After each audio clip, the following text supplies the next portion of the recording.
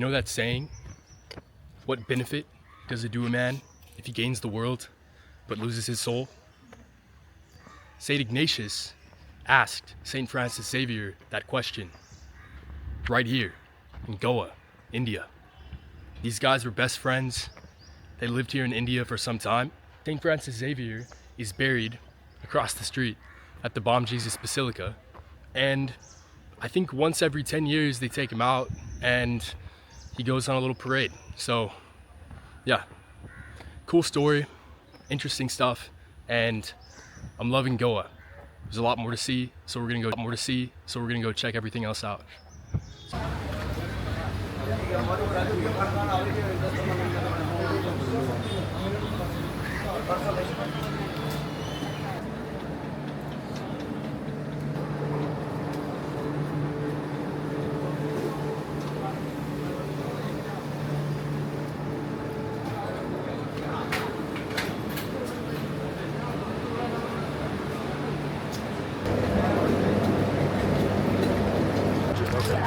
And then for the water? Same. Same thing? Total 100? Okay. Thank you. Thanks.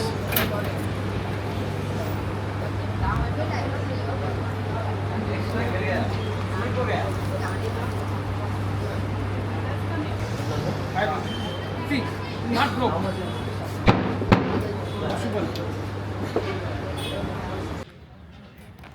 So I just learned that the Bom Jesus Basilica is the largest church in all of Asia. I had no idea. It's pretty incredible. Wow. And this is the Archiepiscopal Palace.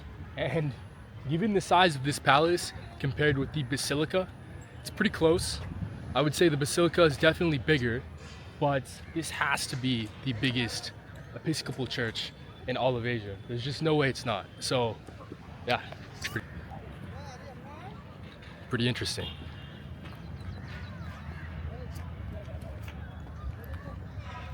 I was reading online that at this Archiepiscopal Palace behind me, actually a lot of undiscovered crypts at this palace right behind me.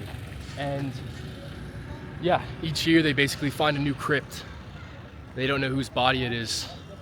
Fascinating things are afoot here in Goa, India.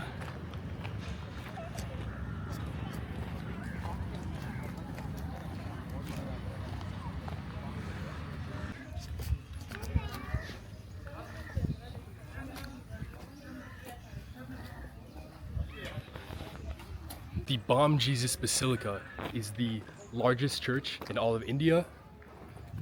This palace right behind me, the Archiepiscopal Palace of Goa, has to be the largest Episcopal church in all of India. There's just no way. Honestly, this looks bigger to me than the Bom Jesus Basilica.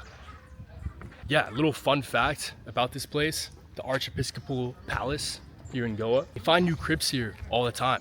So there's constantly new bodies being discovered in this place. There was one not so long ago that they just found, and they don't know whose body it is. It could be the bodies of saints, it could be the bodies of monks, it could be really noteworthy bodies that are being found here. There's been Christians coming here for thousands of years. Christianity has been in India longer than it's been in Europe. The Apostle Thomas came to India in 52 AD. So he came here, he preached the word.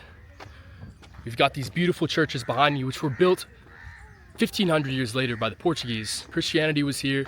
There's also some interesting theories that people like to talk about that are specifically related to Jesus and his time spent in India.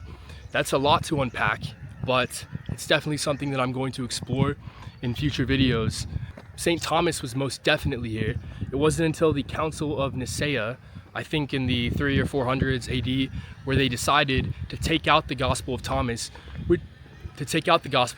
which recounted his time in India on the Malabar coast, right where we are right now. Decided, yeah, we're not going to include this in the Bible because we have our own intents and purposes to alter the Bible to suit our needs, which is very, very not Christ-like, if you ask me. We're going to talk more about things like this on this channel and explore these old places.